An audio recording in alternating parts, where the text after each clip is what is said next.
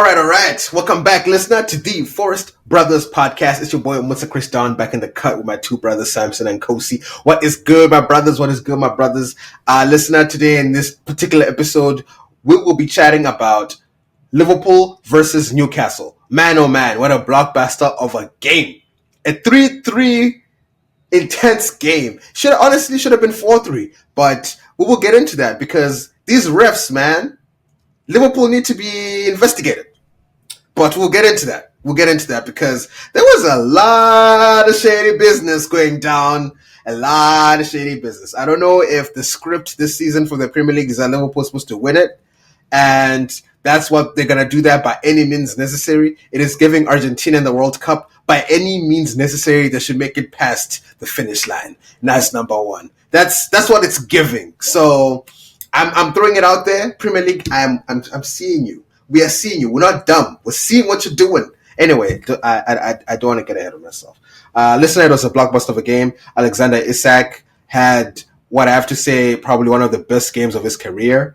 2 goals, an assist. One of the goals was a screamer. Like, oh my God.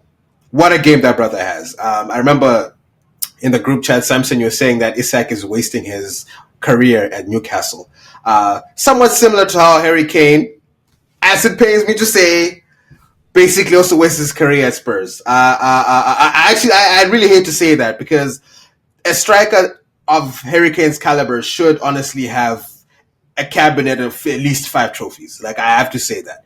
But he currently has none. So, Isak, it's somewhat similar. Like, he's too good.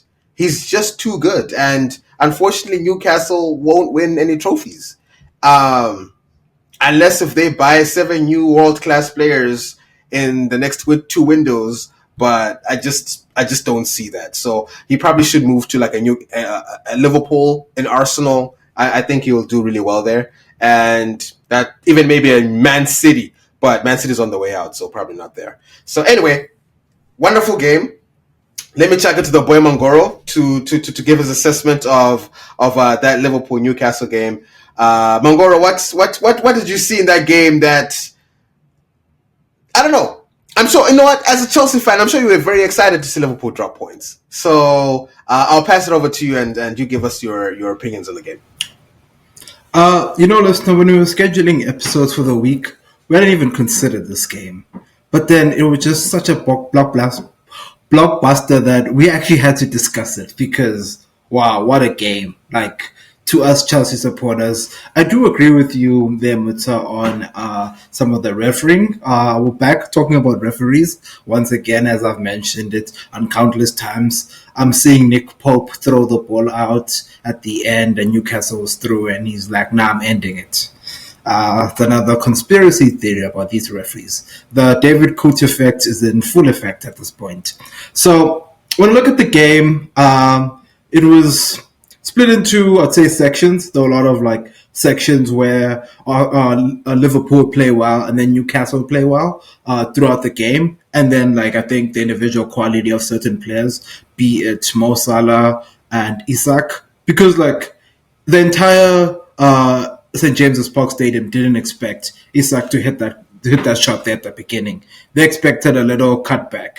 And like when you look at the team, I'll break it down into 2 things. We'll look at the Newcastle side. There were aspects of the Newcastle side where I was like, this is world class. Like, as you mentioned, Isak looked world class. And this season, to be critical of him, he's been in and out of games. He's been playing in patches throughout the season. But yesterday, he showed us that he's up there. That's why over the summer they were talking about him as 100 million. Bruno G, in the middle of the park, dictating play, he was looking good. The left-hand side of Newcastle actually impressed me the most. Maybe that's where they targeted because Liverpool put Kwanzaa and Gomez, probably the worst combination on that side of the field. Like, they put them there, and you could see like Gordon, former Everton player, and Joe Linton just doing whatever they wanted there on that side. And because Salah doesn't drop that much to help out, he does this thing we call cheat, where when the team attacks you, you sort of risk it. One attacking player stays up and doesn't drop as much. And I think Liverpool do that with Salah because they know he's their dangerous threat on the counter because we've seen Darwin Núñez. He doesn't do anything. But I'll get to him. But let me just look at the Newcastle side. When I looked at the other players, I don't know. I think Eddie Howe needs to have a word with Jacob Murphy. That guy is so wasteful. Like when it comes to chances, crossing, some of the things he was doing, I was like, do you just do that? And some of the shots he would take, I was like, that shot was not on. What are you doing?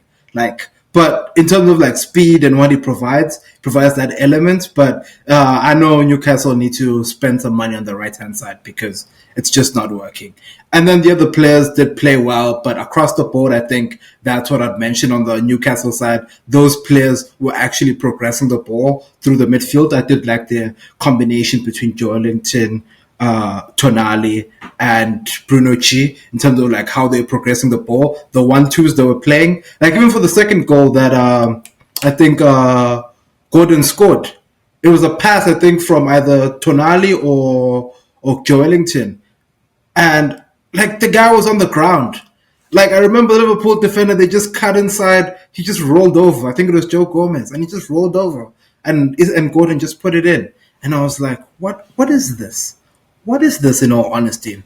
But Newcastle, proud of them. I know they give the big teams a hot game when it comes to playing them at the St. James's Park. And then you watch them play against Brighton and then lose 3-0 at home. And you'll be like, which one is this one, Brighton? But Newcastle, but that's besides the point. On the Liverpool side, I have been talking about this for weeks, and I'll continue talking about it.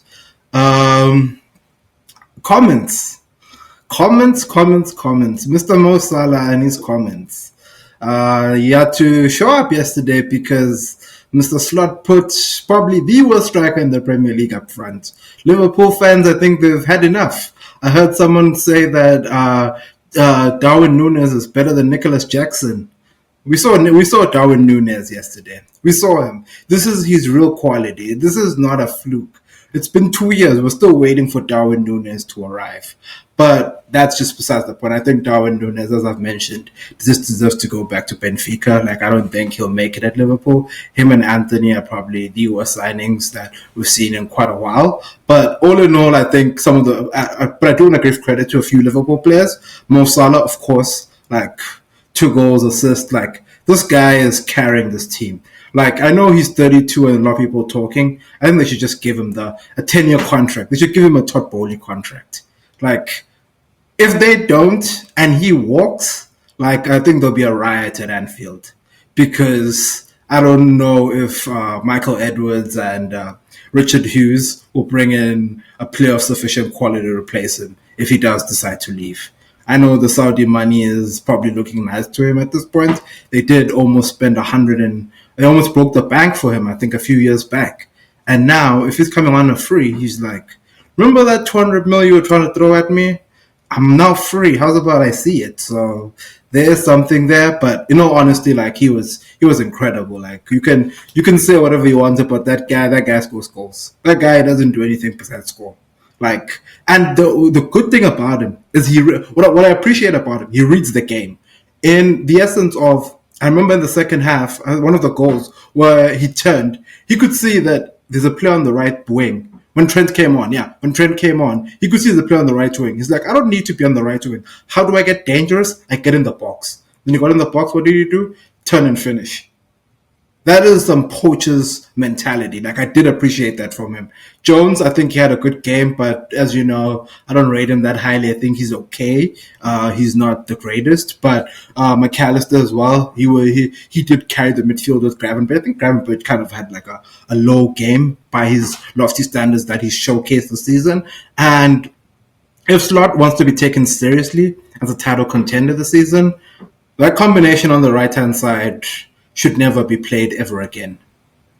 Kwanzaa and Joe Gomez. Kwanzaa is a centre-back. Play him at centre-back.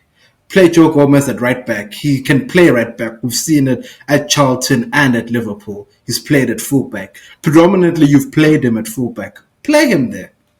And then the fact that you don't even trust him, you take him out. Like, what does that do to his confidence? And to close it off, I do want to mention the brother between the sticks, Colleen Kelleher. I was told he's top 5 goalkeepers in the Premier League. And I don't know, maybe the standards are very low in the Premier League. I don't know if Alex McCarthy would have done what happened there on that third goal. Like, in all honesty, I don't know. Alex McCarthy's problem is ball playing, it's not catching balls. But what Kelleher did there is a crime. Like, Liverpool fans are so upset. Like, that till this day, like when I watch it back, I'm like, did that just happen? That guy just let him do that at that point in time in the game.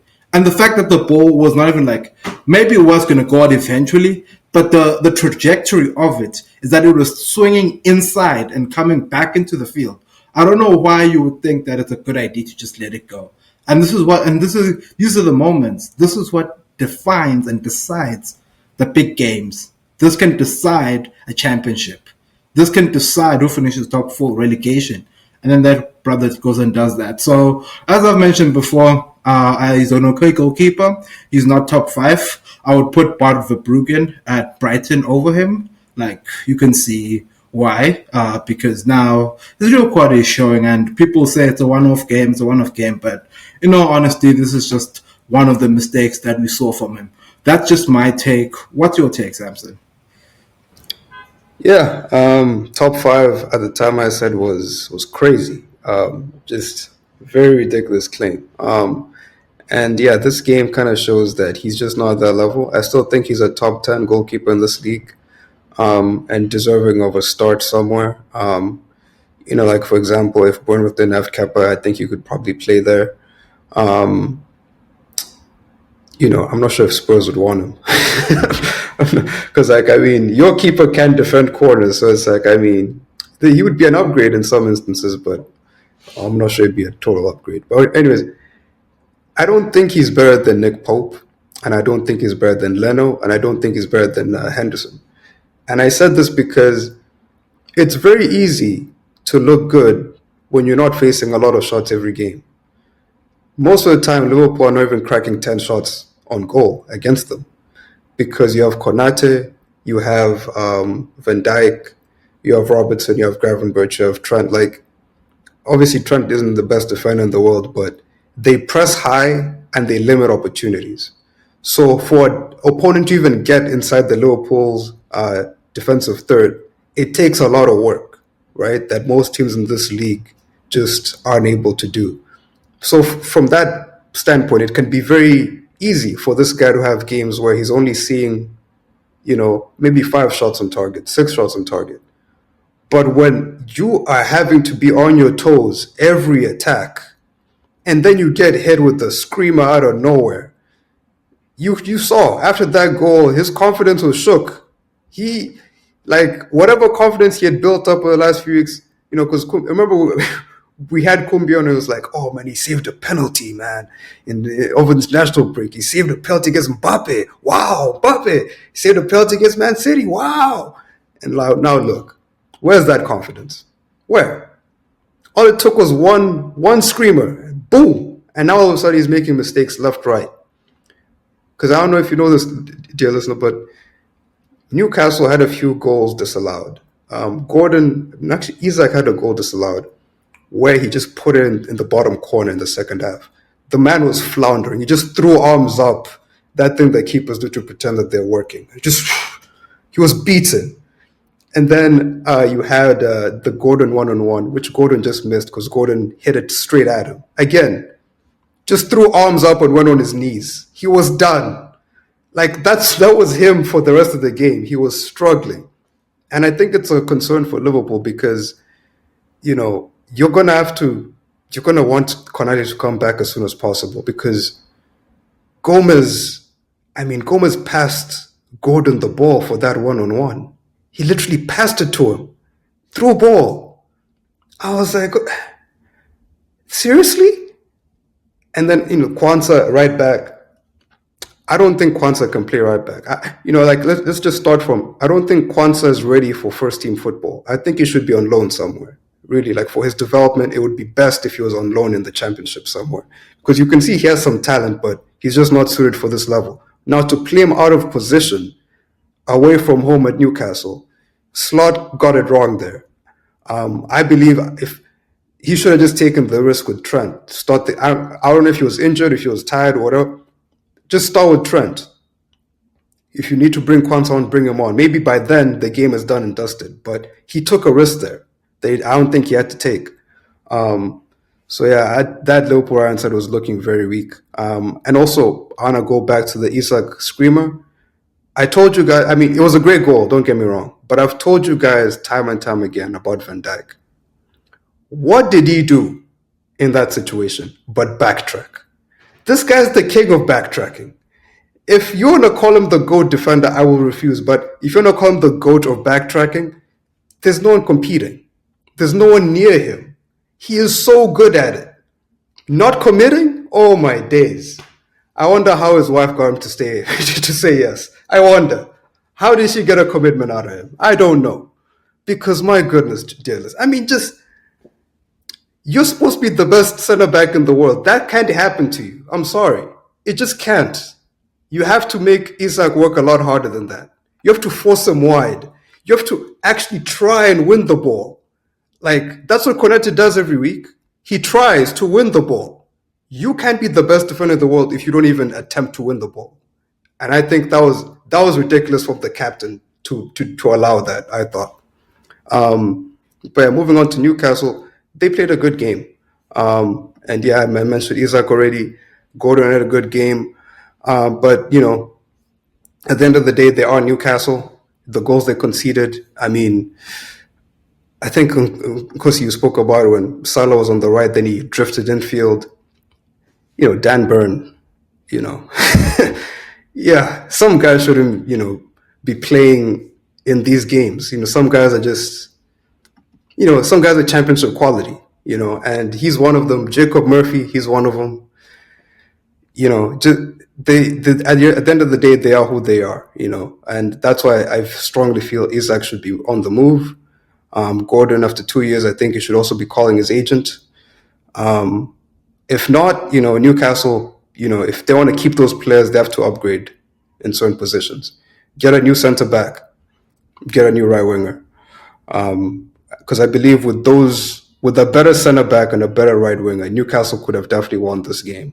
That's without even considering the help that Liverpool got from the referee. Without even that, Newcastle could have probably won this game. But yeah, what did you guys? Actually, yeah, I don't know if you guys want to talk about the calls, you know. But I'll let you all start the conversation there. Yeah, I was actually gonna say that when I look at the stats of the game, 17 shots were taken by Newcastle. Liverpool only had 16. On target, Newcastle had 6. Liverpool had 5. So Newcastle really going at these guys, and I feel like every team at this point that plays Liverpool do the exact same thing, because you can see that these guys are not. There's really nothing. Like, I was actually so happy to see the boy Arne Slot frustrated, face red like a tomato. My man was stressed out. He was like, "What is going on? What's happening?" And I could see the realism. I feel like it's been in the clouds for the last few weeks. But that game against Newcastle, the curtain was finally pulling to the side, and I was like, "Oh, okay, this ain't gonna be easy. This ain't gonna be," and it's only gonna get worse from here because Arsenal and Chelsea are not letting up. They are in a mono, like, you know, man on man. Like, there's no way Arsenal's gonna decide to lose. There's no way Chelsea's gonna decide to lose. They're gonna be on Liverpool's ass, like, until the end. So, Man City also won their game, so they're also gonna creep up. So, this is their time right now to really, really cement themselves as, we're gonna be title winners. And if you're crumbling to Newcastle, and people are now seeing you off what you are, and you have not made any signings, you're not going to get very far, because once that pressure intensifies, oh Lord, we're going to start seeing some very, very funny things there being done at Anfield. Because, yeah, man, Newcastle really came at them, and Liverpool committed 17 fouls in that game. 17 fouls. Newcastle only had 9. So you can see just how under P they were. And I think it's a good segue to actually talk about these calls, man, because as we all saw, and Liverpool fans, please just be objective, because I try to talk to some of y'all and you're not trying to hear what I was, you're trying to deny reality. Literally at the end of the game, it's the last second, it's the last minute. Newcastle break away from a corner. Isak and I don't know if it was Isak and Gordon, it was Isak and somebody. They are literally like right about to enter into the penalty box. They're like almost there. What does the ref do? He blows the whistle. It was a 2v1, by the way. There was one Liverpool defender back there. Isak was about to pass the ball to Gordon. Gordon was in on goal.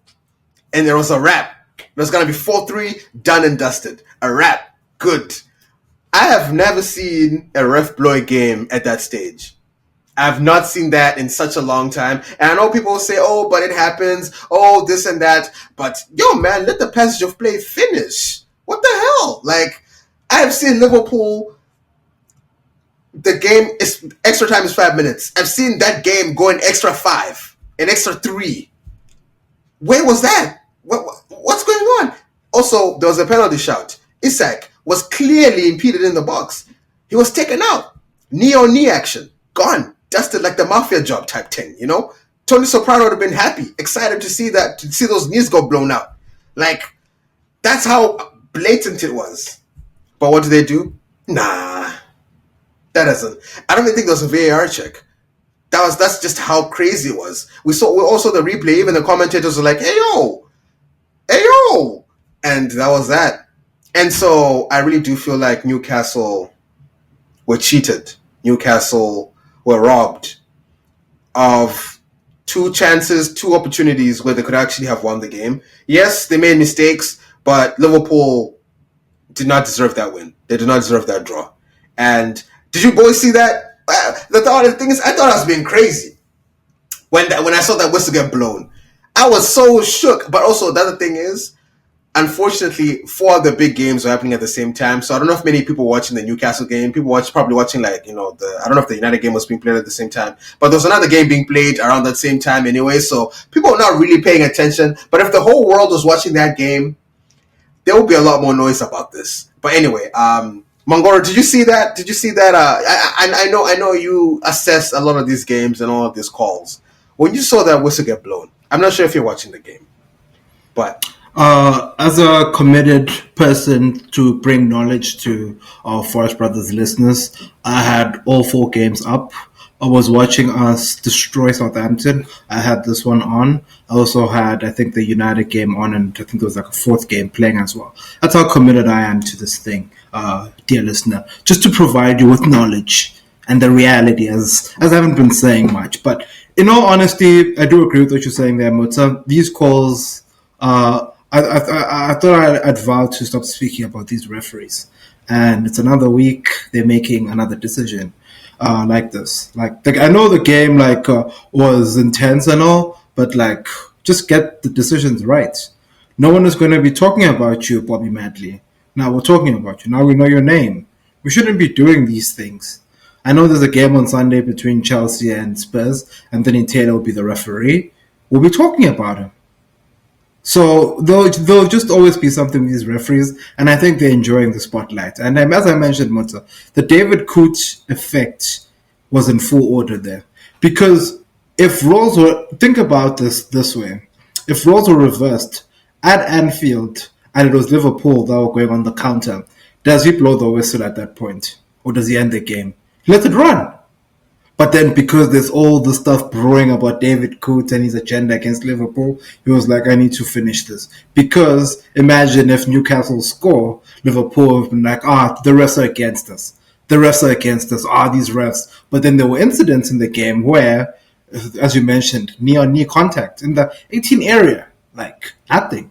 Other incidents across the game. And this one at the end.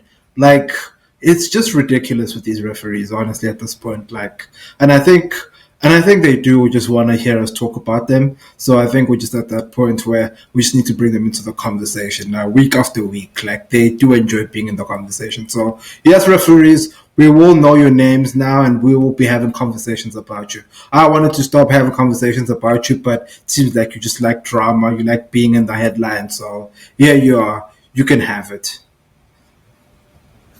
Yeah, I just watched the thing back, and just a point of correction, it was a 3v2, technically a 3v3, but one Liverpool defender tried to intercept the throw from Nick Pope, and he missed.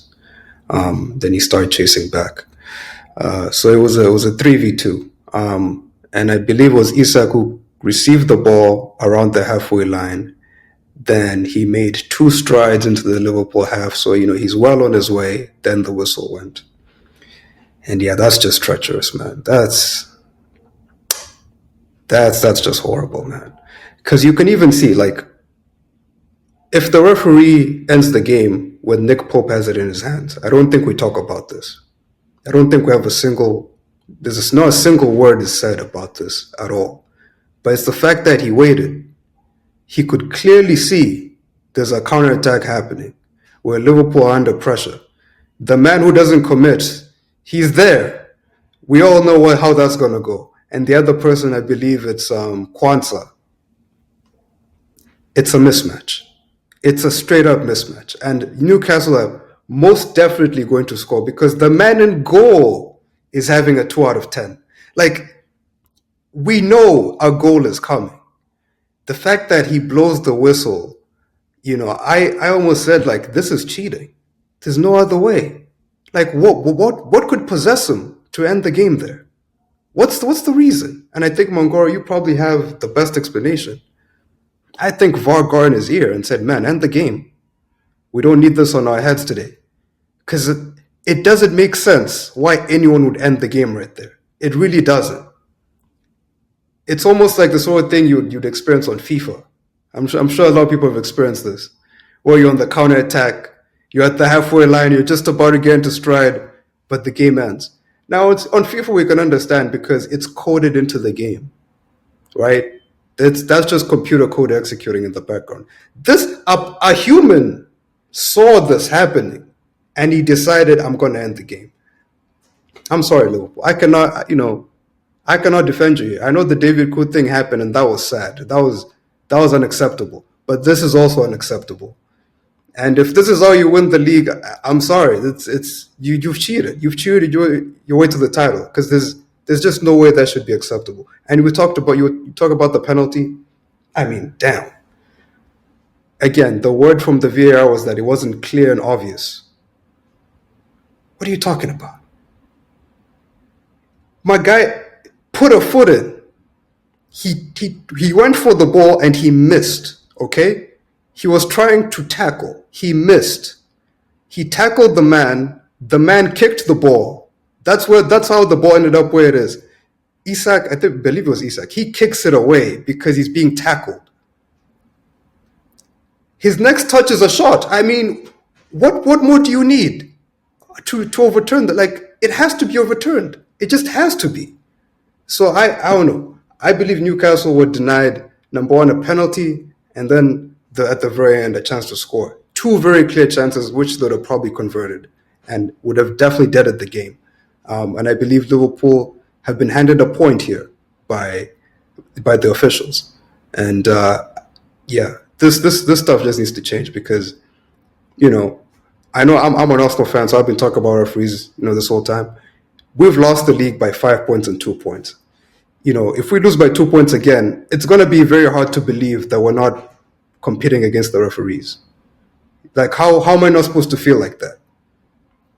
Every year, some stuff happens in our games or opposition games where it impacts the title race. How are you not supposed to feel like we're fighting the refs?